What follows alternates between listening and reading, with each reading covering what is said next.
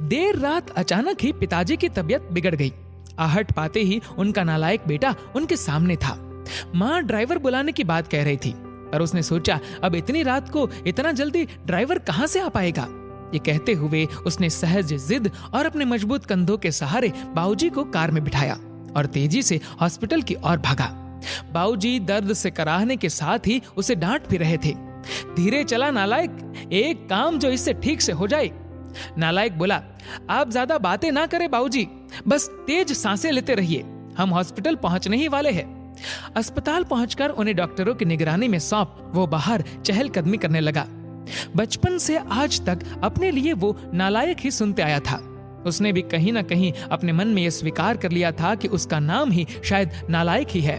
तभी तो स्कूल के समय से ही घर के लगभग सब लोग कहते थे कि नालायक फिर से फेल हो गया। नालायक को अपने यहाँ कोई चपरासी भी ना रखे, कोई बेवकूफ ही इस नालायक को अपनी बेटी देगा। शादी होने के बाद भी वक्त बेवक्त सब कहते रहते हैं कि इस बेचारी के भाग्य फूटे थे जो इस नालायक के पल्ले पड़ गई।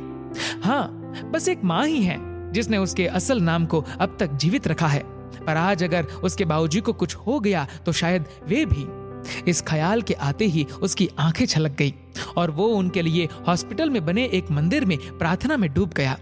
प्रार्थना में शक्ति थी या समस्या मामूली, डॉक्टरों ने सुबह सुबह ही बाबूजी को घर जाने की अनुमति दे दी। घर लौटकर उनके कमरे में छोड़ते हुए बाबूजी एक बार फिर चीखे, छोड़ नालायक, तुझे तो लगा होगा कि बूढ़ा अब लौटेगा नहीं। उदास हो वह उस कमरे से निकला तो माँ से अब रहा नहीं गया। इतना सब तो करता है, बावजूद इसके आपके लिए वो नालायक ही है। विवेक और विशाल दोनों अभी तक सोए हुए हैं। उन्हें तो अंदाजा तक नहीं है कि रात को क्या हुआ होगा। बहुओं ने भी शायद उन्हें बताना उचित नहीं समझा। ये बिना आवाज दिए आ गया और किसी को भी परेशान नहीं किया। भगवान न करे कल को कुछ अनहोनी हो जाती तो, और आप है कि उसे शर्मिंदा करने और डांटने का एक भी मौका नहीं छोड़ते। कहते कहते माँ रोने लगी थी। इस बार बाबूजी ने आश्चर्य भरी नजरों से उनकी ओर देखा और फिर नजरें नीचे कर ली। माँ रोते रोते बोल रही थी, अरे क्या कमी है हमारे बेटे में? हाँ मानती हूँ पढ़ाई में थोड़ा कमजोर था, तो क्या सभी होशियार ही होते हैं? वो अपना परिवार, हम दोनों को घर, मकान, पुश्तैनी कारोबार, रिश्तेदार और रिश्तेदारी सब कुछ तो बखूबी संभाल रहा है, जबकि बाकी दोनों जिन्हें आप लायक समझते हैं वो बेटे सिर्फ अपने बीवी और बच्चों के अलावा ज्यादा से ज्यादा अपने ससुराल का ध्यान रखते हैं बस। कभी पूछा आपसे कि आपकी तबीयत कैसी है?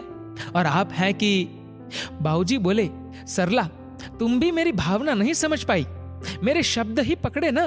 क्या तुझे भी यही लगता है कि इतना सबके होने के बाद भी इसे बेटा कह के नहीं बुला पाने का, गले से नहीं लगा पाने का दुख मुझे नहीं है? क्या मेरा दिल पत्थर का है?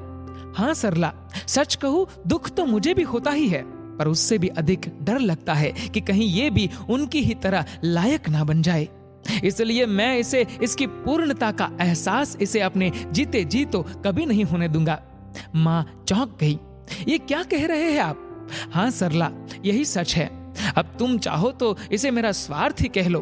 कहते हुए उन्होंने रोते हुए नजरें नीचे किए हुए अपने हाथ माँ की तरफ जोड़ दिए, जिसे माँ ने झट से अपनी हथेलियों में भर लिया और कहा, अरे अरे ये आप क्या कर रहे हैं? मुझे क्यों पाप का भागी बना रहे हैं? मेरी ही गलती है, मैं आपको इतने वर्षों में भी पूरी तरह नहीं समझ पाई। और दूसरी ओर दरवाजे पर वह नालायक खड़ा खड़ा ये सारी बातचीत सुन रहा था। वो भी आंसुओं में तरबतर हो गया था।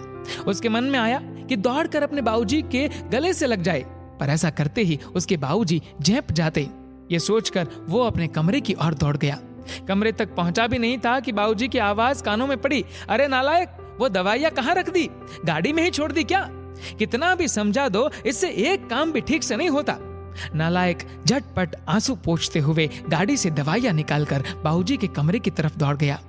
दोस्तों, इस नालायक बेटे के बारे में आपकी क्या राय है? नीचे कमेंट करके जरूर बताएगा। और अगर आपको वीडियो अच्छा लगा हो तो इस वीडियो को लाइक करेगा, शेयर करेगा ज्यादा से ज्यादा लोगों तक। और ऐसे ही और भी इंस्पिरेशनल वीडियोस के लिए सब्सक्राइब करें हमारे यूट्यूब चैनल को और फेसबुक पर फॉलो करें हमारे पेज को। धन्यवाद।